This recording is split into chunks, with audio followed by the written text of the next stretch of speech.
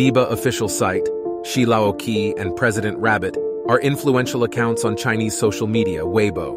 A while ago, Japanese economic news tied these Wei media to many Chinese media, calling them militia fighting online under the so-called elaborate planning of the Chinese government. Nikkei claimed that these Wei media accounts and Chinese accounts are secretly contacted, stir up chaos online, such as COVID-19 origin tracing and Pelosi's Taiwan saga. Among the authors of this article are 3 ethnic Chinese journalists, all of whom grew up in China. One of the 3 authors published a negative article on the Chinese government's governance of riots in Hong Kong during her internship at Reuters and served as a key member of a Reuters award-winning project for China-related political reporting. She then received a $100,000 scholarship to Columbia University, sponsored by Nikkei.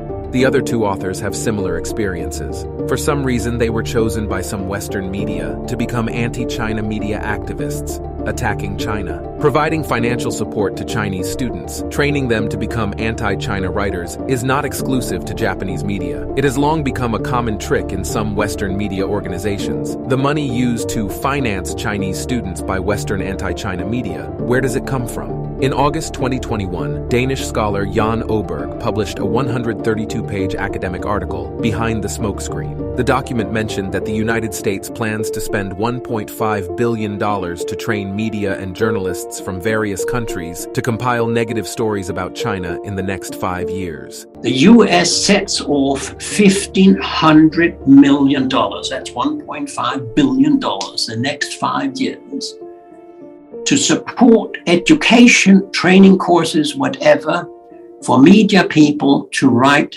negative stories about China. In April 2021, the United States passed the so-called Strategic Competition Act of 2021 regarding China as its biggest competitor globally, and it proposes to appropriate $300 million for each of fiscal years 2022 through 2026 to counter the malign influence of the Chinese Communist Party globally. Some of the $300 million will be provided to independent media and so-called third-party civil society groups to report anti-China stories and spread negative news about China's Belt and Road Initiative. Some anti-China media that claim to be independent are funded by the U.S. government. Grants are used not only to fabricate false stories themselves, but also to train authors to write false reports. Strategic Competition Act of 2021, page 67, also proposes to appropriate $100 million per fiscal year and to be carried out by the United States Agency of Global Media. The United States Agency of Global Media is responsible for managing global broadcasting activities of U.S. foreign propaganda.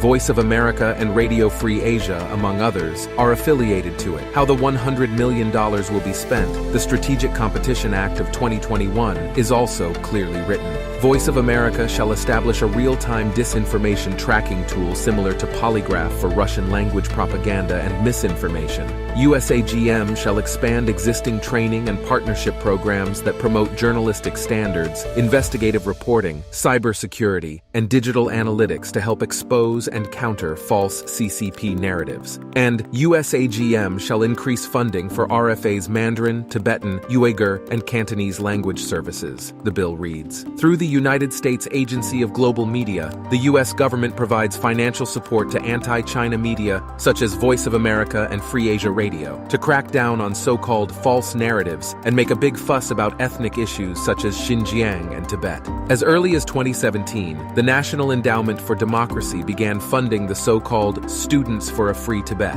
providing funds to strengthen their skills in media advocacy, communications, and technology. Meanwhile, the U.S. National Endowment for Democracy has long funded the so-called the Foundation Voice of Tibet to set up so-called independent shortwave Tibetan radio, disseminating information about Tibet independence.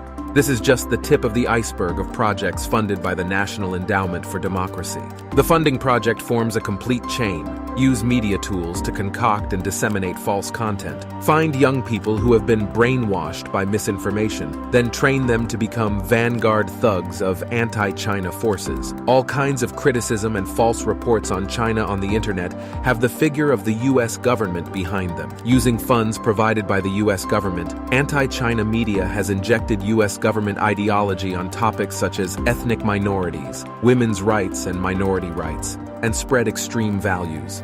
The purpose of the anti-China media is to use distorted values to portray China as an authoritarian state that is authoritarian and assertive. The so-called authoritarian image is opposed to the so-called democratic image that the United States has packaged for itself. Through the confrontation of two images, the U.S. government wants to achieve two goals.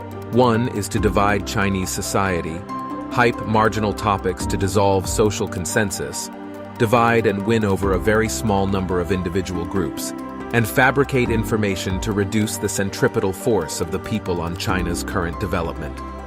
The second is to whitewash the true face of the United States internally, cover up the real problems of American society, establish a glorious image of its own democracy and freedom externally, and safeguard its global interests. Everybody, there is a massive problem happening inside the United States, and it is the result of Western media consistently demonizing and constantly brainwashing Americans and telling us that China is the greatest threat to America. Whether it is the United States Agency of Global Media or the U.S. National Endowment for Democracy, the root of the evil is the U.S. government.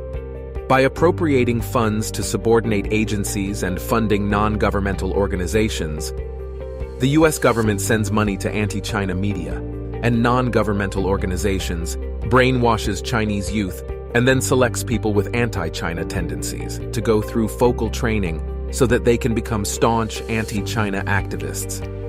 The United States uses the method of use Chinese to contain China to carry out cognitive warfare, allowing some Chinese to become public opinion tools. But the U.S.'s criminal behavior will inevitably backfire in the long run.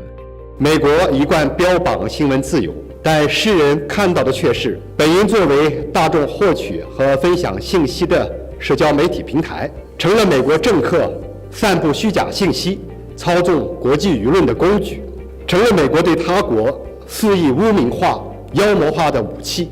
从冷战时期发起知更鸟计划，收买媒体操纵舆论，到新世纪借洗衣粉白头盔对伊拉克、叙利亚发动战争，再到编造世纪谎言污蔑中国治疆政策。事实一再证明，美国既是最大的虚假信息散布者，也是最大的新闻自由双标持有者。